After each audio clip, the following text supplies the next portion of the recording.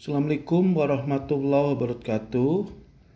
Pada siang ini kita ketemu lagi dengan mata kuliah komunikasi lintas agama, di mana pada siang ini Bapak akan menjelaskan tentang pengalaman beragama atau religious experience.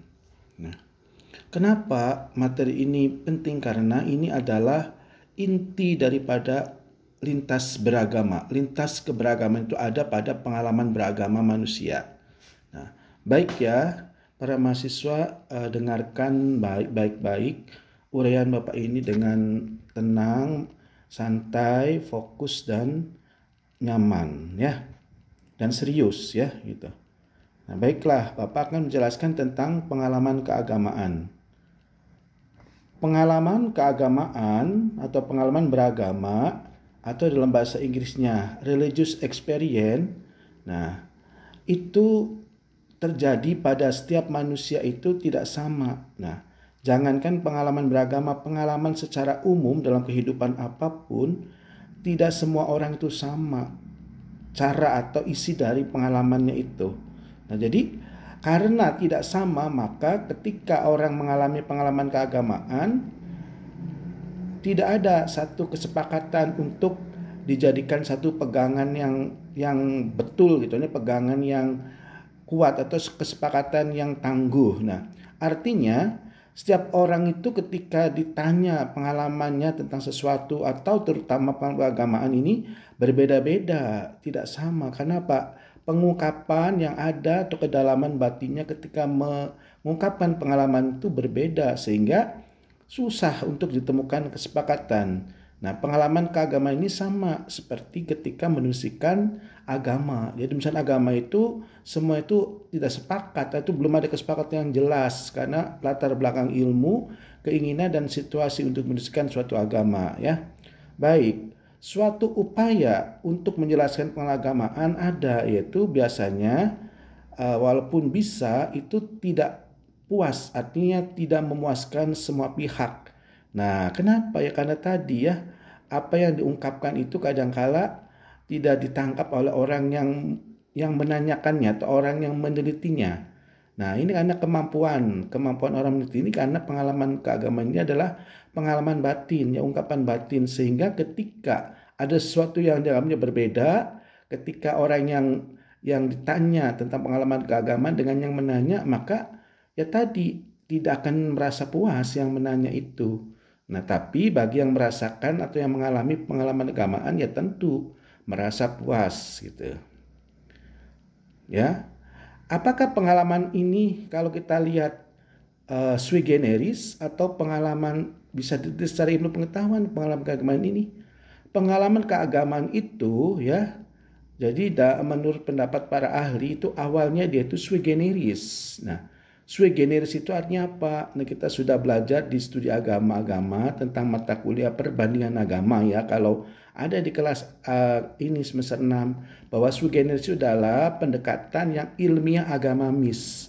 Artinya sui generis itu dikatakan ilmiah apabila tadi berdasarkan pada informasi agama. Tuh, jadi informasi agama ini bisa dikatakan ilmiah selama yang mengungkapkan adalah orang beragama tersebut, walaupun isinya subjektif, walaupun isinya itu perasaan yang sulit dibuktikan secara ilmiah. Nah, ini namanya kebenaran sui generis. Jadi kebenaran sui generis itu basisnya adalah keagamaan, karena ada nilai-nilai dari transenden.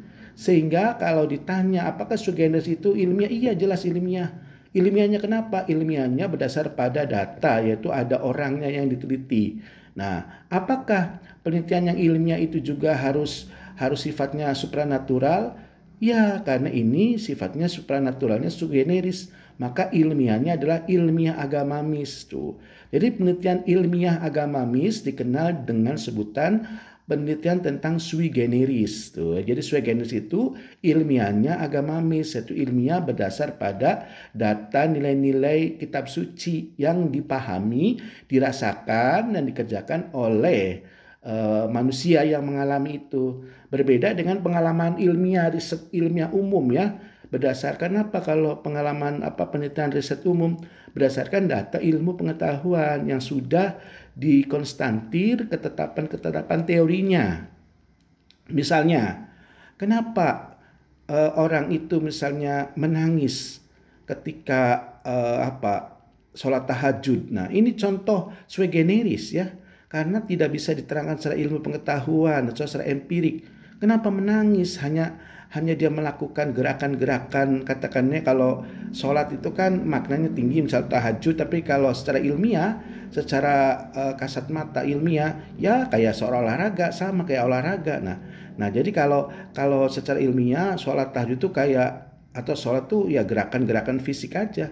Tapi kalau secara sui generis itu adalah gerakan-gerakan yang muncul untuk mendekatkan diri dengan Tuhan. Ini karena perintah dari yang maha suci supranatural. Nah, sehingga ketika ditanya kenapa kamu pas sholat tahajud nangis, gerakannya itu bisa ini membuat kamu nangis, karena ada sentuhan-sentuhan batin.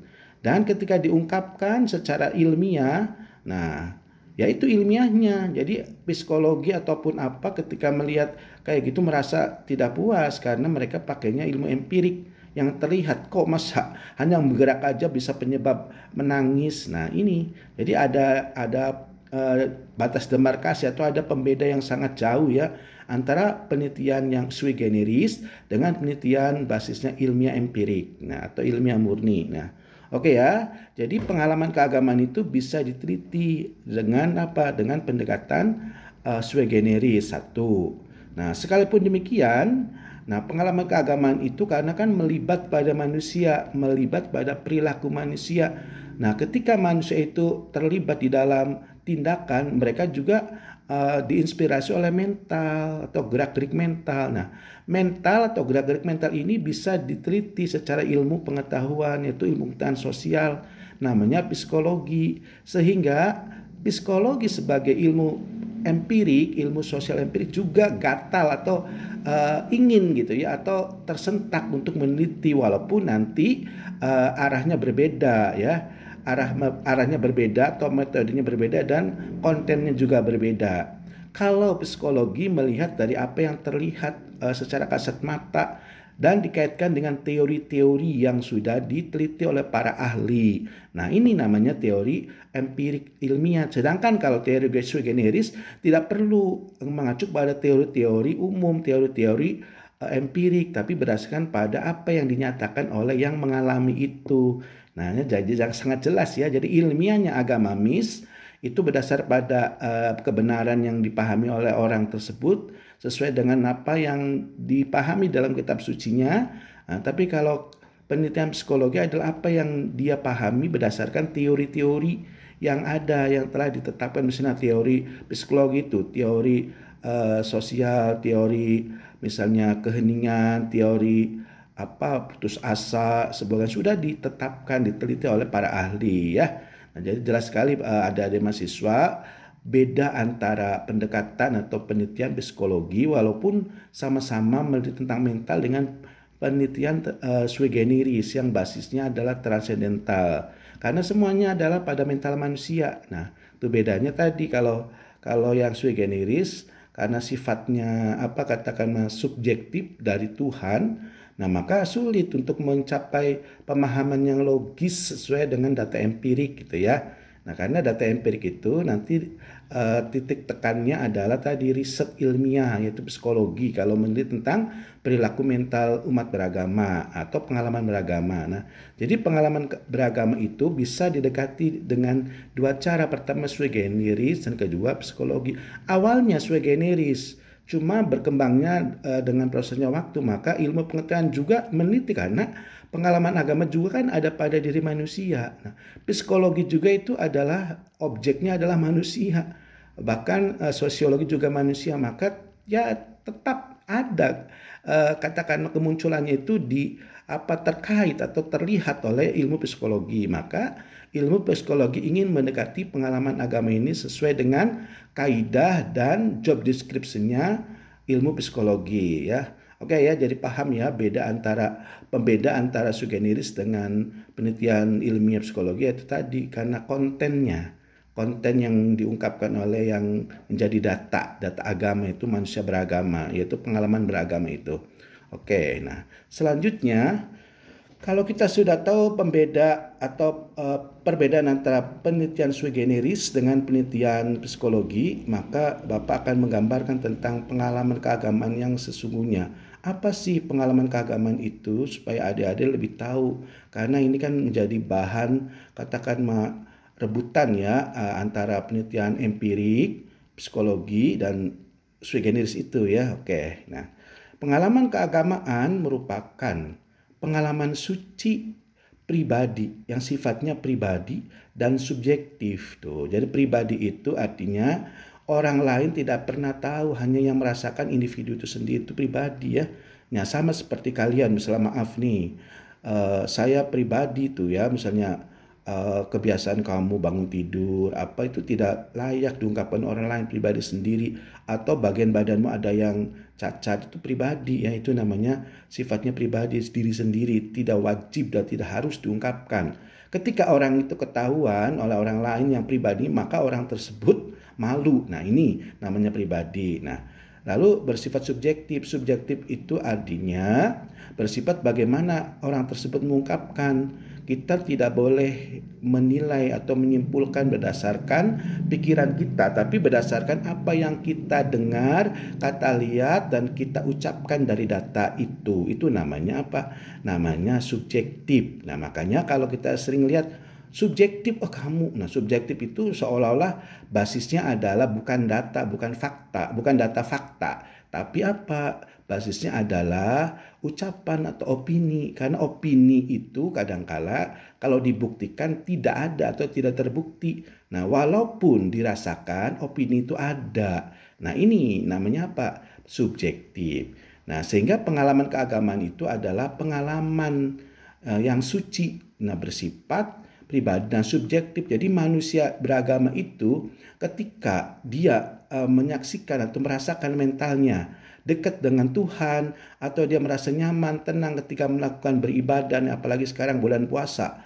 Nah, maka orang tersebut adalah merasakan yang apa? Merasakan nyaman hatinya. Nah, pribadinya damai. Tapi ketika diungkapkan kepada orang lain, nah itu belum tentu merasa orang yang tersebut sama ya. Nah, makanya dianggapnya subjektif. Jadi pengalaman keagamaan itu pengalaman terhadap yang suci, yang sifatnya pribadi atau subjektif. Nah, contoh lain daripada pengalaman keagamaan itu adalah ketika kita menjalani ibadah sholat tuh.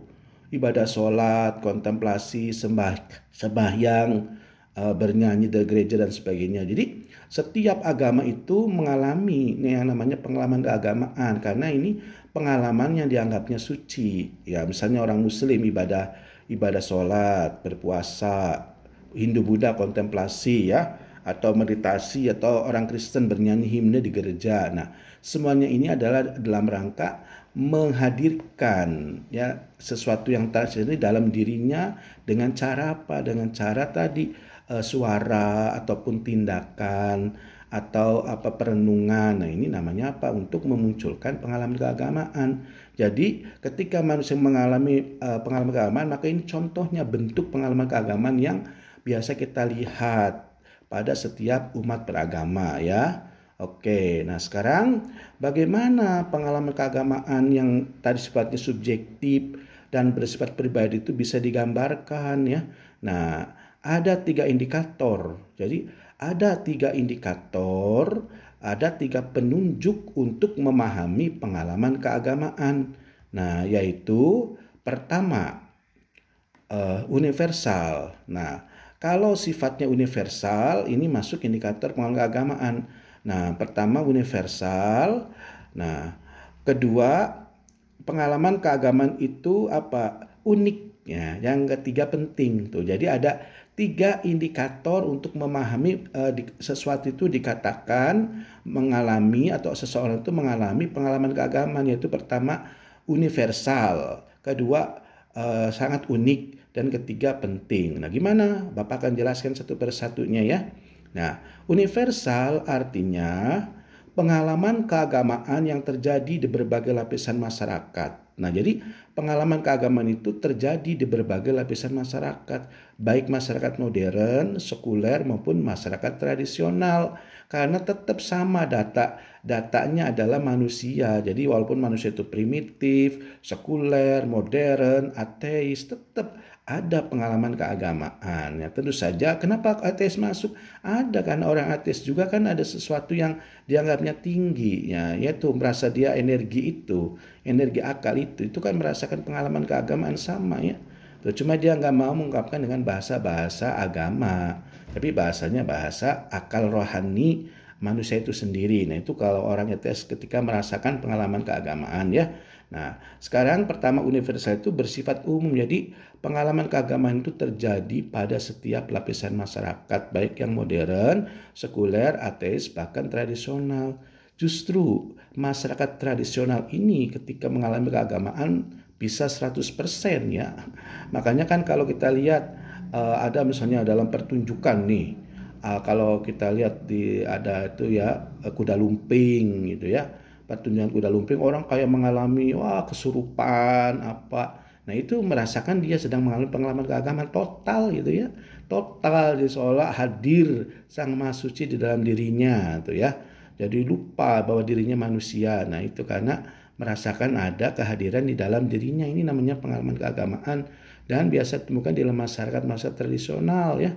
Masyarakat yang berpikirnya masih sederhana. Tuh, tradisional itu masyarakat sederhana yang masih melestarikan turun-temurunnya karya nenek moyang. Tuh, itu, ya. Jadi pertama, indikator memahami pengalaman keagamaan itu satu adalah universal.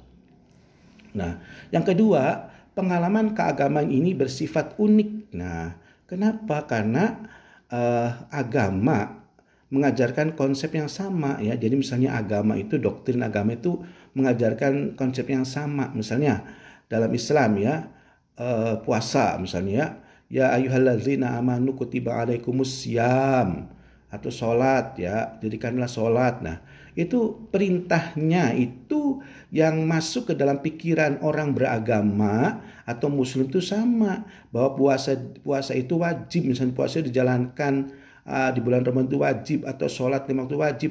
Tapi ketika menjalankannya, nah di situ kualitasnya ya berbeda, ya. Ada yang saya khusyuk, saya asal sholat, saya asal puasa, hanya sekedar makan, nggak menjaga nilai-nilainya. Ini yang memberi pembeda, ya. Walaupun tadinya dia sama memahami dari ajaran doktrin yang sama, tapi ketika dipraktekkan, ya, nah itu berbeda karena mengalami tadi perilaku atau situasi ketika mengalami pengalaman agama itu berbeda-beda gitu, ya.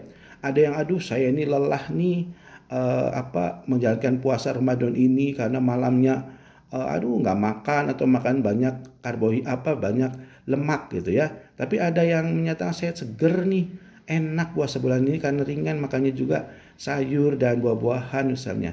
Nah, itu. Jadi awalnya doktrinnya sama yang dipahami, tapi ketika dipraktekkan di dalam manusia maka berbeda ketika diungkapkan bagaimana merasakan ajaran doktrin itu di dalam keseharian manusia tersebut, ya. Jadi tadi ada fenomenanya yang membuat perbedaan itu, ya. Oke, nah sekarang dari yang kedua yaitu unik. Sekarang indikator untuk pengalaman ini yang ketiga adalah penting. Ya, pengalaman keagamaan ini memiliki peranan penting bagi individu yang mengalaminya. Nah, sekalipun bagi yang tidak mengalaminya tidak penting, ya. Sama kayak kita misalnya sedang puasa, kita sholat 5 waktu, kita kan nyaman, tenang, adem. Tapi bagi yang tidak melaksanakan puasa, kita mengatakan nyaman, adem, tentram, mereka tidak menerima karena dia tidak punya pengalaman menjalankan itu, ya. Nah, sehingga kalau kita ngomongnya begini, maka kamu ngaco, ya, kamu itu adalah, ya, itu subjektif, halu katanya. Nah, kalau orangnya udah ekstrim banget tentang pemahaman agamanya, ya, dianggapnya halu. Jadi makanya kan yang Karl Marx itu menganggap agama itu haluinisasi manusia aja, candu. Karena ketika manusia menderita, padahal bisa secara logika, tapi dia beribadah ke gereja, jadi mengganggu, candu tuh. Haluinisasinya aja sehingga dia menderita. Padahal kalau dia dijalankan, kata Marx itu, dengan kekuatan logika, kekuatan kerja, ya tidak akan menderita. Nah ini yang biasanya materialistis. Makanya Karl Marx itu kan materialistis berdasarkan kebendaan, tidak mempercayai pada sesuatu yang menggerakkan di luar kebendaan itu, yaitu imateri Tuhan. Nah tuh ya, jadi pengalaman keagamaan itu sangat penting. Karena apa? Karena bisa memberikan daya tawar kepada keagamaan seseorang. Walaupun begitu, tidak semua yang katakan yang merasa puas, tidak semua orang ketika menyaksikan orang mengalami pengalaman keagamaan merasa sama puasnya, beda ya. Tuh, jadi saya mah puas, enggak, saya enggak pernah ya, karena enggak pernah merasakan. Coba merasakan berislam misalnya merasakan menjalankan ibadah haji, menjalankan umroh, menjalankan puasa, menjalankan sholat, itu akan enak. Nah, kamu merasa tidak enak karena kamu tidak merasakan, tidak menjalankan hal tersebut atau ibadah tersebut ya. Tuh, gitu ya. Jadi sifat kedua dari pengalaman keagamaan adalah bersifat penting atau penting, unik. Nah, ya penting ya. Penting ya. Nah, itu penting. Dan yang ketiga, pengalaman keagamaan itu sifatnya unik ya. Nah, kembali lagi ya. Jadi yang kedua adalah pengalaman agama itu unik. Jadi setiap orang yang mengajarkan semua doktrin itu tidak semua orang itu merasakan sama. Tuh, itu namanya unik, sorry ya. Jadi pertama universal, kedua unik, dan yang ketiga penting. Nah, penting sekali pengalaman keagamaan ini. Karena apa? Karena kalau tidak berbahaya. Nah, pengalaman keagamaan ini sangat penting karena bisa atau mampu membuat dampak pada manusia. Itu perubahan-perubahan yang signifikan pada diri yang melakukan itu. Nah, diantaranya apa? Manusia itu mampu mengubah mindsetnya. Kedua, memperkenalkan konsep dirinya ya individu yang baru, yaitu gaya hidupnya juga orientasi dunianya berbeda. Jadi orang yang mengalami pengalaman keagamaan itu dianggap penting karena dia pengalaman keagamaan, artinya orang yang telah mengalami pengalaman keagamaan itu memberi dampak pengalaman keagamaan itu pada diri manusia individu itu yang mengalami. Di antaranya apa? Pembentukan karakter dan perubahan diri pada manusia atau individu. Seperti apa? Memperkenalkan konsep dirinya. Konsep dirinya apa? Dulu saya ini orang pemalas, tapi sekarang dia menganggap saya ini rajin, semangat. Jadi konsep diri itu berubah setelah dia merasakan atau mengalami pengalaman keagamaan. Kedua, gaya hidupnya atau orientasi ke dunianya gitu ya. Dulu misalnya saya glamor, saya hidupnya mewah, gelimpungan, harta kayak apa. Nah, setelah mengalami perasaan keagamaan, pengalaman keagamaan, maka mereka orientasinya untuk Tuhan. Jadi gaya hidupnya sederhana, tidak glamor, tidak foya-foya dan seterusnya. Nah, jadi unsur ketiga dari pengalaman keagamaan itu adalah penting ya. Jadi sekali lagi ada 3 indikator untuk memahami pengalaman keagamaan. Pertama universal, kedua unik pengalaman keagamaan itu sifatnya, dan ketiga adalah penting ya. Oke ya, ada mahasiswa pasti memahami dengan baik. Nah, sekarang kita beralih kepada apa? Setelah tahu tentang bagaimana mengenali pengalaman keagamaan yang 3 sifatnya itu universal, unik, dan penting, ternyata ada tokoh atau ilmuwan psikologi yang telah meneliti tentang individu yang mengalami pengalaman keagamaan itu. Ini real ya, real nyata, yaitu siapa? Yaitu yaitu Otto ya, Rudolf Otto. Rudolf Otto itu pakar perbandingan agama. Dia tuh ilmuwan studi agama yang meneliti tentang pengalaman keagamaan pada masyarakat primitif ya, pada masyarakat yang sederhana. Nah, ini riset beneran ya, bukan hayal ya. Nah, beliau tuh menemukan konsep apa yang suci yang disebut Mysterium Tremendum et Fascinem. Jadi yang suci itu menurut Otto itu disebut Mysterium Tremendum et Fascinem. Nah, Mysterium Tremendum et Fascinem ini ditemukan oleh Otto ketika dia apa?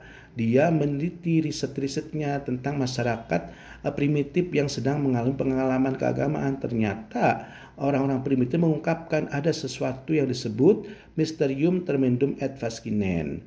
Apa itu misterium? Nah, misterium ini menunjukkan sesuatu yang suci dan merupakan sesuatu yang misterius, yang tertinggi dan tak terbatas, serta tidak dapat diketahui oleh akal manusia. Lalu tremendum. Tremendum itu apa? Tremendum itu menunjukkan kekuatan yang dimilikinya. Jadi yang maha tinggi itu memiliki kekuatan maha dahsyat yang dimilikinya gitu ya. Lalu Edvaskinen artinya menunjukkan satu-satunya yang esa dan tidak ada yang paling esa selain daripada yang tremendum dan misterium itu ya. Nah, sekali lagi ada tokoh studi agama itu Rudolf Otto, dia pakar studi agama, meneliti tentang konsep yang maha tinggi, yaitu yang disebut Mysterium Tremendum Edvaskinen pada masyarakat primitif. Nah, jadi misterium itu adalah sesuatu yang suci, yang misterius, yang tak terbatas. Sedangkan tremendum, kekuatan yang dimiliki yang suci itu, dan Edvaskinen adalah satu-satunya yang esa dan tidak ada yang paling esa selain daripada tremendum yang tremendum yang misterium itu ya. Nah itu oke. Nah sekarang selanjutnya Otto menunjukkan dalam risetnya bahwa kata-kata Mysterium Tremendum Edvaskinen itu ditemukan juga di dalam perkataan numen dan numeneus. Numen dan numeneus. Numen kata benda, numeneus adalah kata sifat. Yaitu apa? Sesuatu yang maha suci dan maha tinggi. Nah, jadi jadi agama tidak akan berdiri, kata Otto, seandainya tidak ada Mysterium Tremendum Edvaskinen yang sifatnya numen dan numeneus. Jadi agama tidak akan terbentuk kalau nggak ada itu ya. Nah jadi kalau secara umum bahwa agama tidak akan dibangun kalau tidak ada credo. Nah jadi credo itu diantaranya isinya tadi numen numeneus atau Mysterium Tremendum Edvaskinen, yaitu Tuhan. Jadi kepercayaan pada Tuhan yang transendal, belief. Nah itu adalah unsur dari credo. Jadi agama tidak akan terbentuk walaupun ada ritualnya kalau tidak ada yang dituju sebagai sasaran ritual, yaitu Mysterium Tremendum, atau disebut juga apa credo itu ya. Nah, jadi credo itu syarat utama berdirinya suatu agama. Sehingga kalau tidak ada itu, maka agama tidak akan kokoh atau tidak akan terbentuk. Bahkan tidak ada agama kalau tidak ada numen numeneus, tremendum dan Mysterium Edvaskinen itu ya. Oke ya. Tuh ya, kita jelas ya, sangat jelas banget. Nah, yang maha tinggi itu atau yang maha suci itu dialami oleh setiap individu, memiliki kekuatan yang sangat kuat. Nah, dalam penelitian Otto itu seperti pertama, yang suci atau Mysterium Tremendum Edvaskinen itu dianggap penting oleh individu. Kenapa? Karena memiliki energi yang dahsyat, serta Mysterium Tremendum Edvaskinen yang numen numeneus itu dia minta dihargai, dihormati oleh setiap individu yang mengalaminya. Ya, jadi pemahaman orang primitif ketika dia mengalami pengalaman keagamaan itu mengungkapkan bahwa yang suci itu ingin dihargai, minta dihargai, dihormati karena telah menciptakan makhluknya ya. Nah, yang kedua, yang suci itu adalah sentral pengalaman beragama tuh. Jadi orang yang mengalami pengalaman beragama itu ada sasaran yang ditujunya, yaitu Tuhan, yaitu apa? Yang suci. Jadi kalau nggak ada itu nggak akan muncul orang itu merasakan atau menyelami pengalaman keagamaan ya. Nah sifatnya apa? Sifatnya dia bebas gitu ya. Orang yang mengalami pengalaman keagamaan itu bebas ya, tidak tertekan karena dia hubungannya dengan Sang Maha Suci. Yang Maha Suci kan tidak terbatas oleh ruang dan waktu, sehingga ketika dia hadir pengalaman dengan yang suci itu maka sifatnya bebas, artinya dimanapun kapan saja tidak terikat oleh waktu dan ruang. Nah artinya, nah ini semuanya adalah Tuhan yang tidak dibatasi dan waktu itu. Nah ingin dihargai oleh dunia nyata ya, itu karena apa? Karena tadi sifatnya suci menjadi sentral pengalaman keagamaan ya. Ketiga, yang suci itu membawa ketenangan bagi yang melakukannya, ketenangan, kedamaian, keasikan. Nah itu yang suci itu ya. Nah yang keempat, yang suci itu memberikan inspirasi atau ilmu bagi para orang yang mengalaminya. Jadi ada inspirasinya. Ketika orang mengalami pengalaman keagamaan, maka dia muncul inspirasi ilmu yang didapat ketika merasakan adanya pengalaman keagamaan. Kayak kita misalnya setelah sholat tahajud, setelah sembahyang berdoa, nah kan muncul inspirasi. Oh, saya ingin sesuatu, oh ternyata keluar, oh ada jalan keluarnya. Itu inspirasi ya. Tuh, itu dari siapa? Dari Tuhan, petunjuk itu ya. Inspirasi itu ada petunjuk bahasa kitanya dari Tuhan, dari Allah Subhanahu wa taala ya. Yang kelima, yang suci tersebut dialaminya di luar ruang dan waktu. Tuh, jadi merasakannya itu tidak dilihat, yang suci itu ada pada diri makhluk ini, terlihat sebagaimana kita. Nah, punya tempat dan ruangnya tersendiri yang suci itu. Nah, yang keenam, kata Otto, yang suci itu mampu. Jadi yang suci itu, kata Otto, yang suci itu adalah mampu membuat perubahan sikap individu yang mengalaminya tuh ya.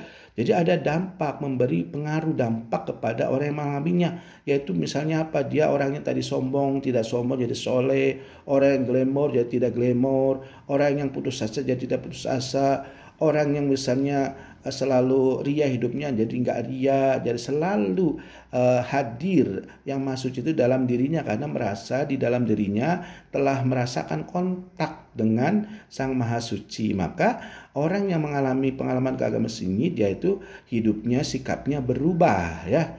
Tuh, jadi kalau misalnya contoh, kalau kita orang sholat ya berubah dong sikapnya ya. Jadi kita merubah sikapnya, nggak hal-hal yang jahat nggak dilakukan gitu ya. Atau kita ibadah haji, setelah ibadah haji ya kita harus soleh. Nah itu ya, tidak boleh sesuai udah ibadah haji tetap merokok, tetap berzina. Nah itu berarti yang sucinya tidak ada di dalam orang tersebut. Berarti orang tersebut belum mengalami atau merasakan pengalaman keagamaan ya.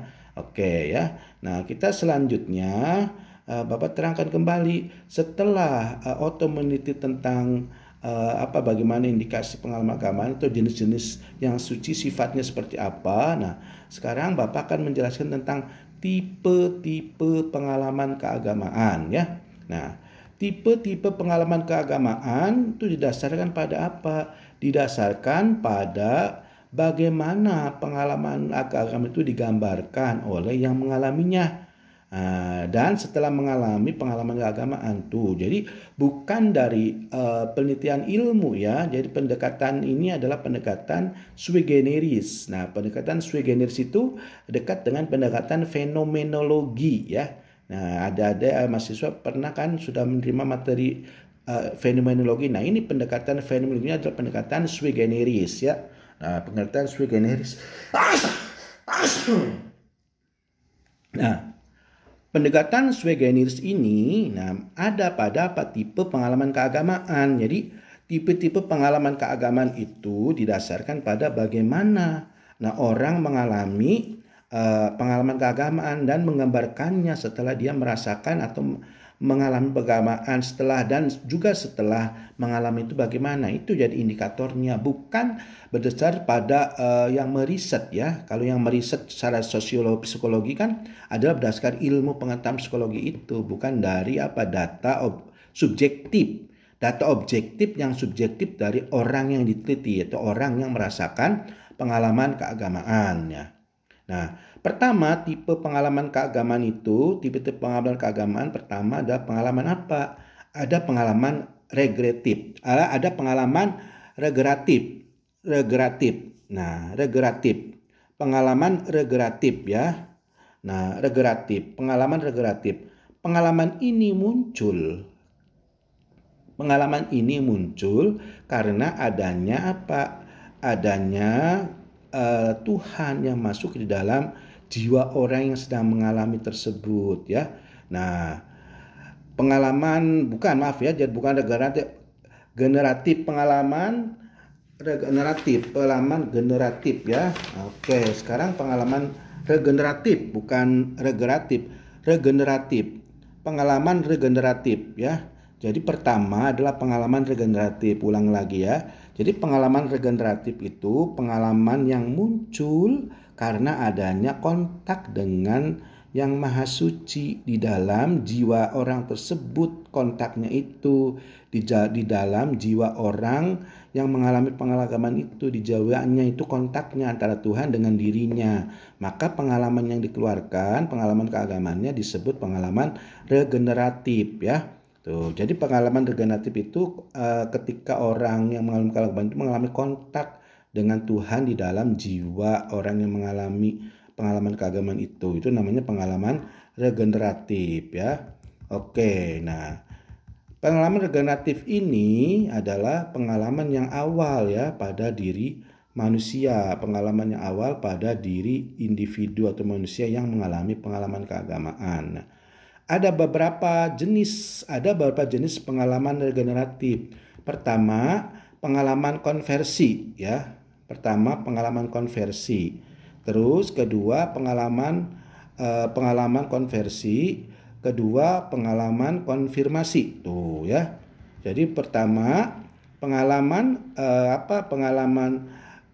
tipe-tipe pengalaman keagamaan itu pertama pengalaman regeneratif, kedua pengalaman konversi, ketiga pengalaman konfirmasi, keempat adalah pengalaman komisi, kelima pengalaman karismatik, dan keenam adalah pengalaman mistik tuh ya.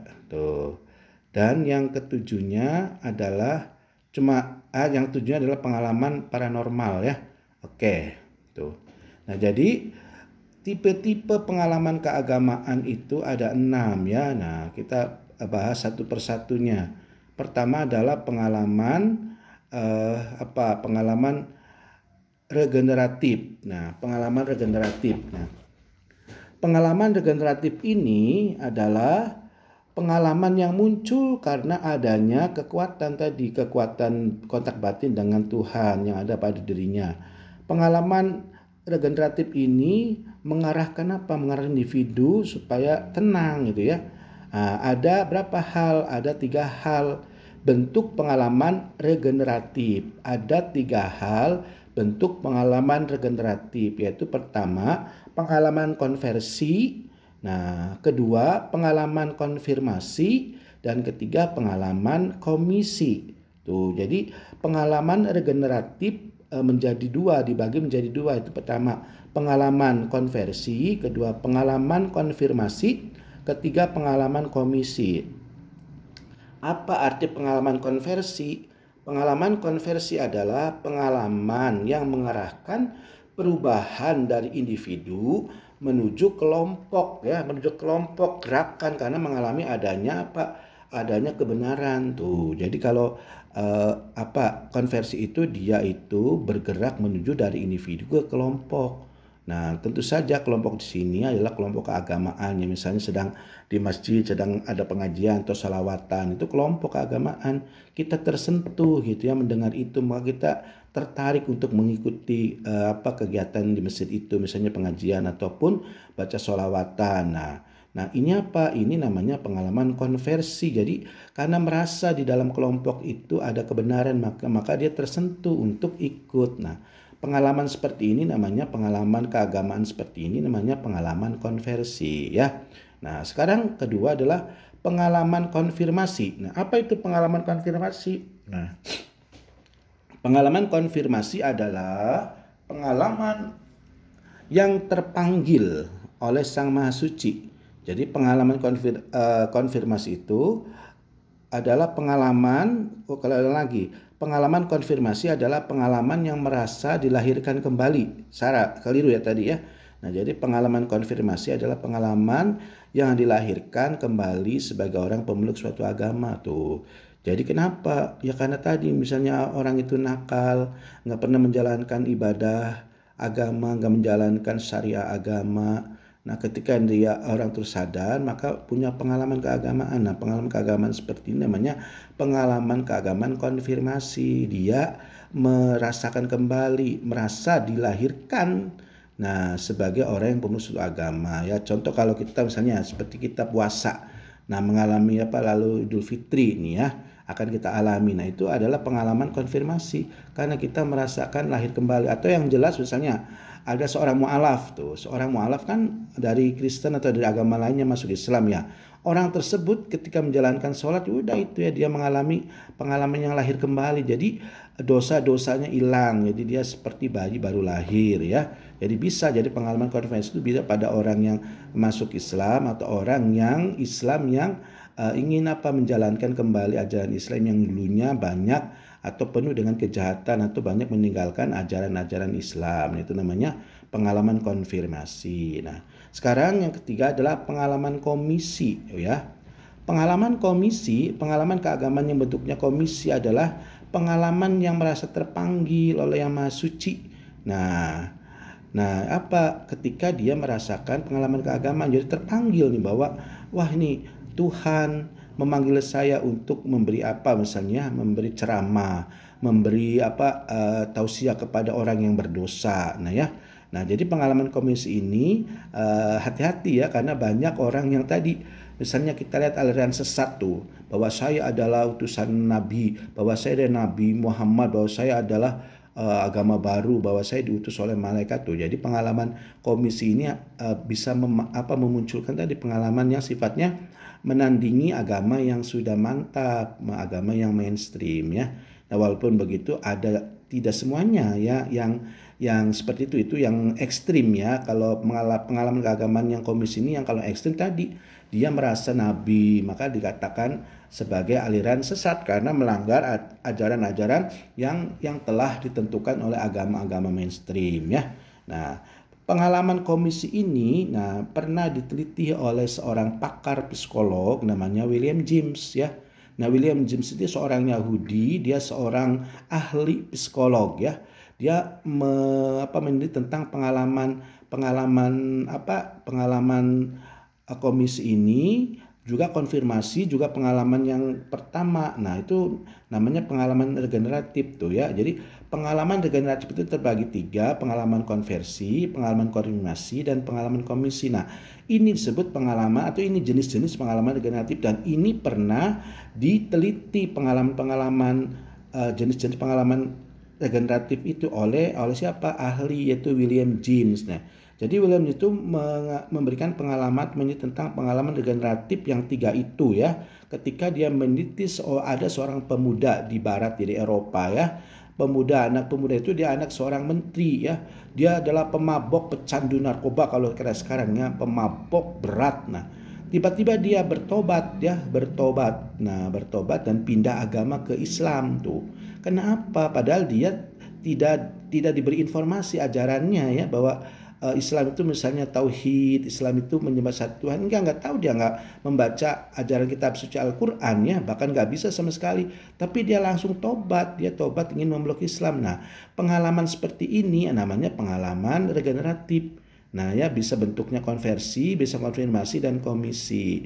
Nah, akhirnya pemuda yang tadi pecandu atau pemabuk itu pindah menjadi Muslim dari Kristen ya, namanya mu'alaf tuh. Makanya orang mu'alaf itu dia tuh mengalami pengalaman agama dalam bentuknya regeneratif. Nah, bisa dalam bentuknya konfirmasi, komisi, ataupun konversi ya, konfirmasi, dan komisi. Nah, oke, sekarang pengalaman kedua itu pengalaman karismatik ya. Pengalaman karismatik.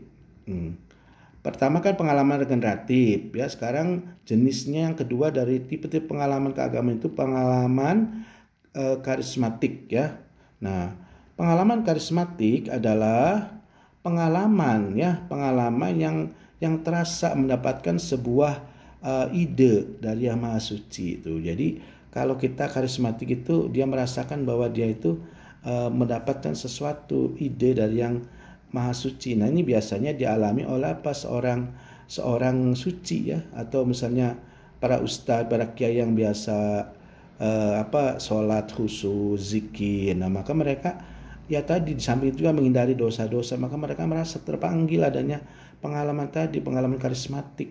Nah, sehingga merasa bahwa dia itu hidupnya nyaman, tentram, damai gitu ya.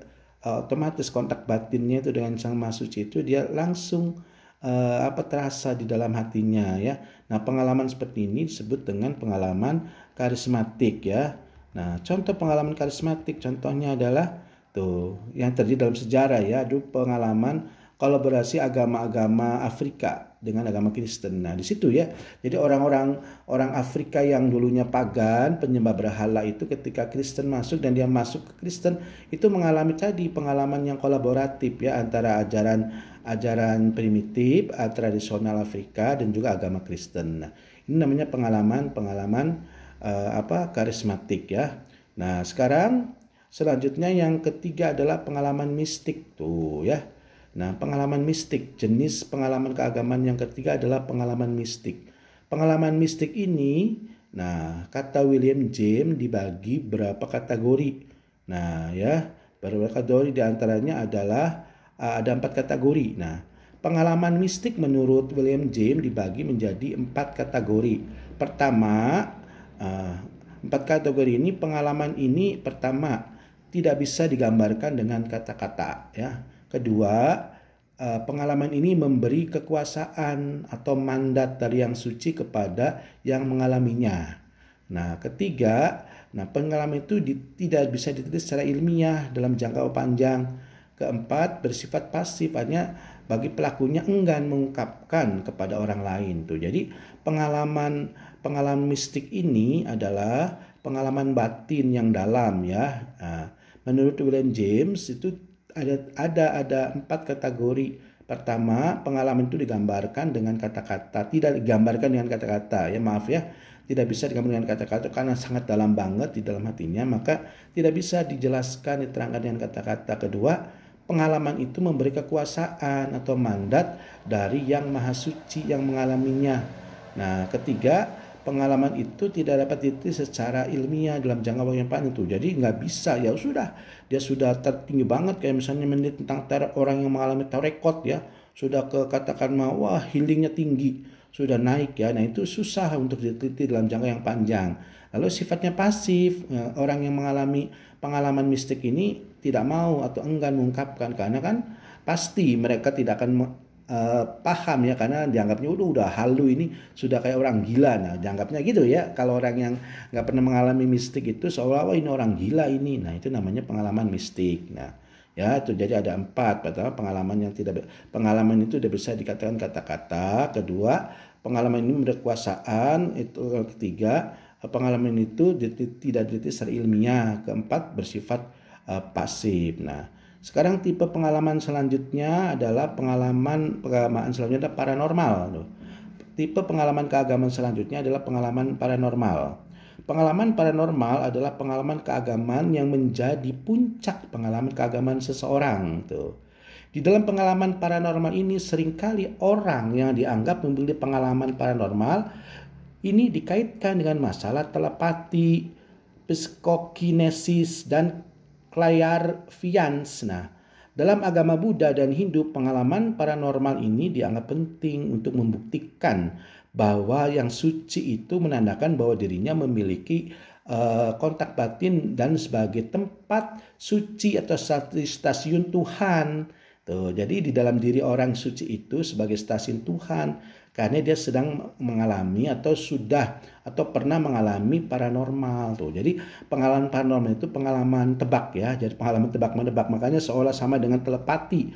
Telepati itu apa? Telepati itu adalah orang yang dia beri kekuatan ya, bisa menebak ya dalam jangka waktu yang lama dan tidak diketahui oleh orang yang manusia untuk telepati ya. Nah, kenapa ya tadi telepati itu misalnya kamu begini-begini, kamu gini-gini, nah itu diramal, ditebak, nah sehingga dia sama dengan apa yang dia tebakannya. Nah, yang kayak gini ini bukan sebagai paranormal ya. Nah, kata ahli studi agama ya. Oke, nah sekarang kalau kita sudah tahu tentang berbagai macam atau tipe-tipe pengalaman keagamaan, nah sekarang Bapak akan beralih kepada risetnya psikologi. Nah, jadi kalau yang pertama kan risetnya bentuknya apa? Bentuk sui generis itu ya. Nah, sifatnya kayak kita mendengar ya itu kayak aduh bahagia, aduh itu ya, padahal kalau saya lihat nih orang kok bahagia tapi kok kumel. Nah, itu adalah sui generis ya. Nah, sekarang ada model psikologi dalam tahapan mengalami keagamaan. Jadi psikologi juga sebagaimana pada pertemuan pertama pada awal bab penjelasannya bahwa juga gandrung ya, jadi geget gitu ingin meneliti tentang pengalaman keagamaan. Cuma modelnya tadi empirik murni ilmiah ya. Nah, jadi pengalaman psikologi dalam tahapan meneliti tentang pengalaman keagamaan berbeda dengan pengalaman sui generis tuh ya. Nah, ini penelitian psikologi tentang pengalaman keagamaan itu hampir sama dengan penelitian seperti ketika melihat kreativitas individu tuh ya. Jadi kreativitas ini kan jelas ya, terlihat transparan dan bisa dialami orang tanpa harus merenung, tanpa harus menyendiri gitu ya, terbuka ilmiah. Nah ini namanya nanti riset psikologi ketika meneliti pengalaman keagamaan itu sama seperti ketika psikologi meneliti tentang kreativitas manusia. Nah apa tahapannya? Tahapan penelitian kreativitas itu pertama harus ada persiapan, kedua inkubasi, lalu ketiga iluminasi, dan keempat verifikasi. Nah, apa arti persiapan ini? Dan persiapan ini adalah awal munculnya problem. Nah, awal munculnya persoalan. Untuk apa? Untuk kita meneliti, maka muncul problem supaya kita rasa penasaran untuk mengkaji kenapa problem itu muncul. Nah, setelah problem itu muncul, maka tahapan penelitian yang kedua yaitu inkubasi.